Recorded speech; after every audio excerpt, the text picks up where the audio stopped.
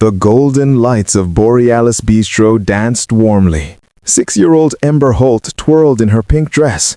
Her father Grayson watched with amazement and joy. "Daddy, this is the best night ever," she giggled. The truffle pasta sat before them, steaming perfectly. After 2 weeks of begging, she finally won. Grayson's heart felt lighter than it had in years. "Your mommy would have loved seeing you happy." The words slipped out before he could stop them. 3 years had passed since the earthquake took Lydia. The collapsing beam had ended everything in seconds. Yet somehow, Lydia's lessons lived on in Ember. "Mommy always said, sharing isn't about leftovers," Ember said. Her tiny voice carried wisdom beyond her years. Grayson smiled sadly, remembering his wife's gentle teachings. The drive home felt peaceful under the streetlights. Red lights stopped their car at Fifth Avenue.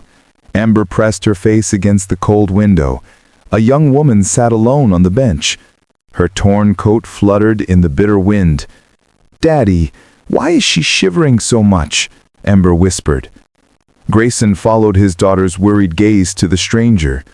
The woman looked painfully thin and desperately cold. Her blonde hair whipped around her pale face. "Because, sweetheart, she's poor and probably very hungry."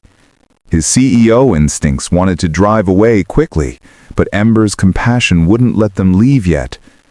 "But she has a coat, Daddy. Why shake?" Ember's innocent question pierced through his defenses completely. Grayson's throat tightened as he found the words. "Sometimes hunger makes you cold inside too, baby." The moment he spoke, everything changed in seconds. Ember looked down at her precious takeout box.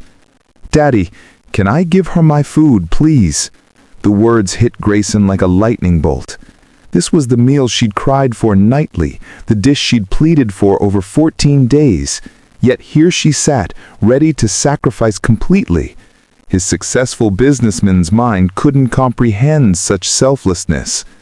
He pulled over to the curb very carefully. "Ember, you fought so hard for this meal. Why would you give it away right now?" His voice cracked with unexpected emotion and pride.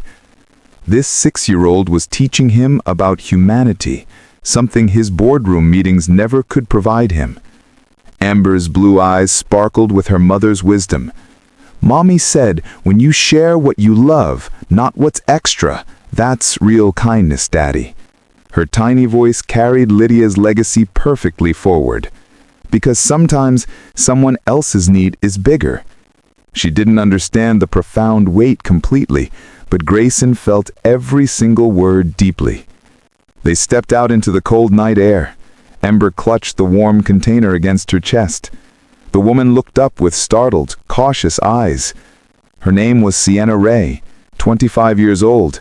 Life had been cruelly unfair to her recently. "Honey, why would you give this to me?" Sienna's voice trembled with disbelief and unexpected gratitude. Her fingers were blue from the bitter cold. Ember smiled with the innocence of pure kindness. "Because Mommy said, when you share what you love, not what's extra, that's real kindness, Daddy." That moment shattered something deep inside Grayson's heart. He saw not just his daughter's beautiful spirit, but also his wife's enduring legacy living on. The expensive truffle pasta meant nothing now suddenly. Human connection meant absolutely everything to him again. "What's your name?" Grayson asked the shivering woman.